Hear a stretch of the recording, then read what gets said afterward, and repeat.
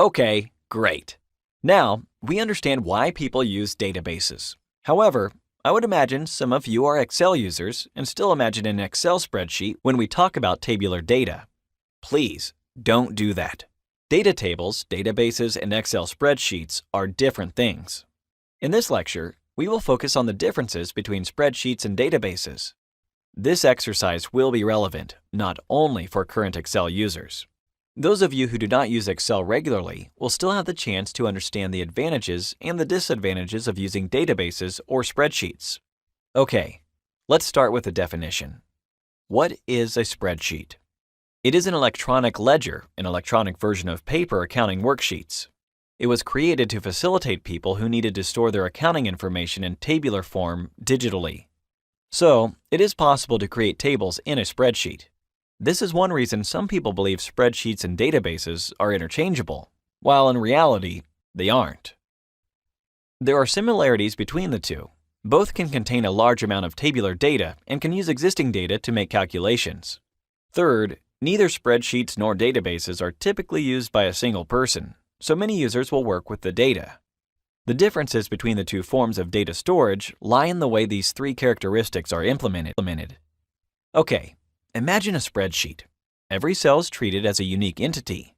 It can store any type of information: a date, an integer value, a string name. And then, not only can we have different types of values in various cells, but we can also apply a specific format to these cells. This is not inherent to databases. They only contain raw data. Each cell is a container of a single data value. It is the smallest piece of information there is. You must preset the type of data contained in a certain field.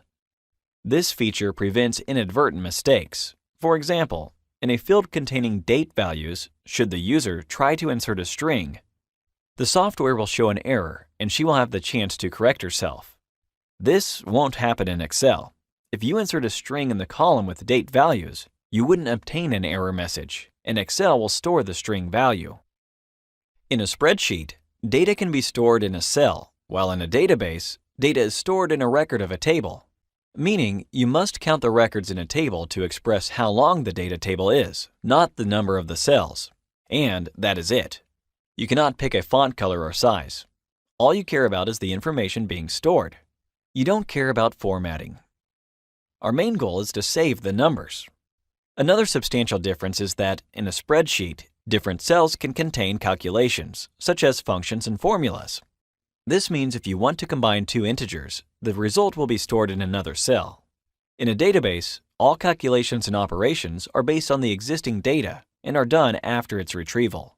There is a specific feature called views, similar to the tables, in which you can do a calculation.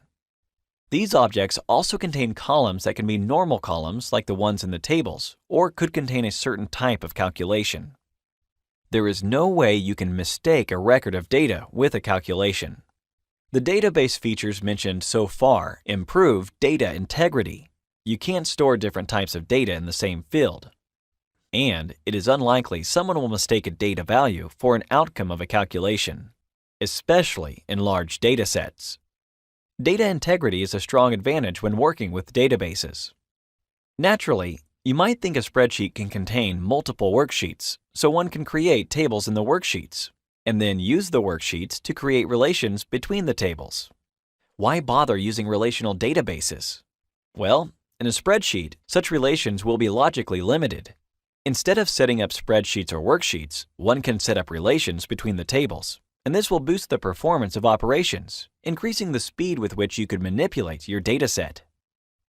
Albeit powerful for many circumstances, spreadsheets have their limitations. Excel is incapable of handling over 1 million rows of data. This immediately induces us to look for a solution. Usually, the fix is to use databases, where having 2, 5, or 10 million records is not a problem. Referring to the multi-user property, spreadsheets are lagging. Essentially, every person must update their own spreadsheet with new data. For instance, if there is a new purchase to register or a last name in the customer's table to correct, every user must make these changes manually. You would justifiably think Google Docs and the latest version of Office solve this issue. But they do so only partially.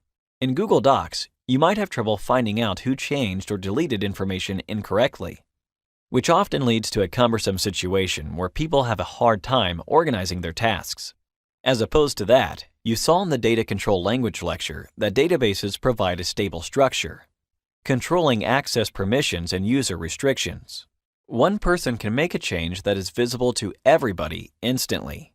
This feature increases efficiency and data consistency when using databases. Considering data integrity and data consistency, using databases eliminates duplicate information, which is another way to save space and increase efficiency. Look at the customers table. You know a certain first and last name corresponds to a unique email address. So, if you know John McKinley has changed his email and you are using a spreadsheet flooded with data, you may change the email address once and accidentally miss updating the same address in another record. This may lead to inadvertent mistakes. They can be avoided when using a relational database. An accredited user only needs to access the customers table and change John McKinley's email address there, just once. Not only will this operation save time, but it will also anticipate inconsistencies. So, what we discussed in this lesson are highlights why databases are a better environment for storing and keeping track of data when working with multiple dimensions and large amounts of data. Spreadsheets have their advantages as well. They are an excellent tool that allows us to carry out extensive analysis. But for the easy retrieval and updating of data, efficiency, data consistency, data integrity, speed, and security, relational databases are definitely the structure to opt for. They can store lots of raw data and are excellent when separating the data from the way it is displayed for analysis. As you saw, it would be a good idea to stop trying to visualize data tables in the form of spreadsheets. They are different. Stay tuned for the next lecture, where we will offer more database terminology. Thank you for watching.